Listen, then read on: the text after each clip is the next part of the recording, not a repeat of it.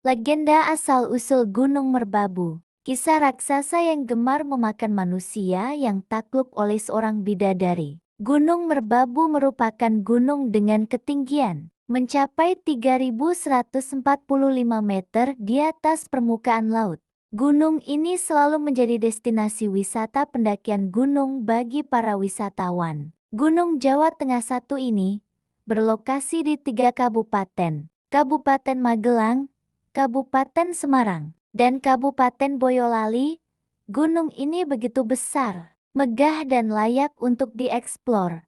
Keindahan gunung ini ternyata menyimpan sebuah kisah turun-temurun yang merupakan sebuah legenda terciptanya Gunung Merbabu. Kisah seorang raksasa bernama Baku yang gemar membuat kerusuhan dan kerusakan terhadap lingkungan dan sering mengusik warga di kampung. Raksasa ini akhirnya ditaklukkan oleh seorang bidadari yang diutus dari Kahyangan. Untuk lebih jelasnya, mari kita simak kisah selengkapnya. Dahulu kala, hiduplah raksasa bernama Baku yang tinggal di hutan. Raksasa ini sering sekali memakan semua jenis hewan yang ada di hutan dan menyebabkan hewan di hutan habis karena kerakusannya. Karena sumber makanan telah habis, Baku akhirnya berkelana menuju pemukiman demi memuaskan perutnya yang selalu lapar. Apapun yang ada di sana dilahap, mulai dari ternak warga hingga warga itu sendiri.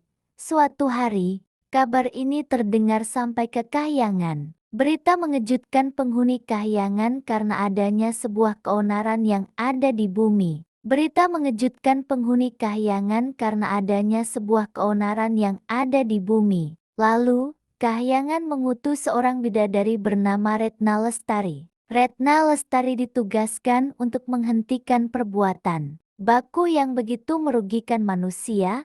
Sesampainya di bumi, Retna Lestari beristirahat di sekitar kerumunan bunga. Di saat yang bersamaan, raksasa Baku lewat dan sejenak menghentikan langkahnya karena melihat seorang gadis yang begitu cantik dan anggun. Saat bertemu Retna Lestari, sontak raksasa Baku bersikeras untuk menjadikannya istri. Ini adalah bagian dari rencana Retna Lestari untuk memusnahkan raksasa tersebut.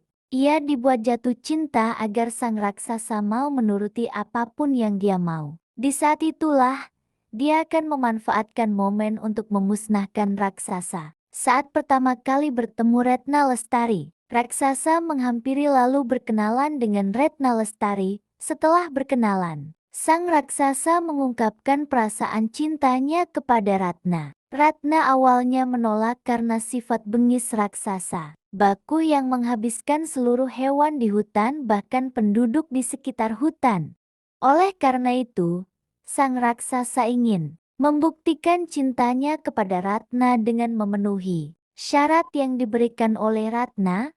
Raksasa Baku berjanji akan mengabulkan apapun permintaan Retna Lestari sebagai bukti kalau sang raksasa benar-benar tulus mencintai Retna Lestari. Dengan itu, Retna Lestari memberikan sebuah syarat bahwa dia ingin mengambil awan berwarna kemerahan yang ada di langit. Sang raksasa memandang permintaan tersebut adalah permintaan yang gampang. Namun, Retna Lestari memberikan syarat lagi bahwa dia ingin mengambil awan dari tangannya sendiri, bukan dari tangan raksasa Baku.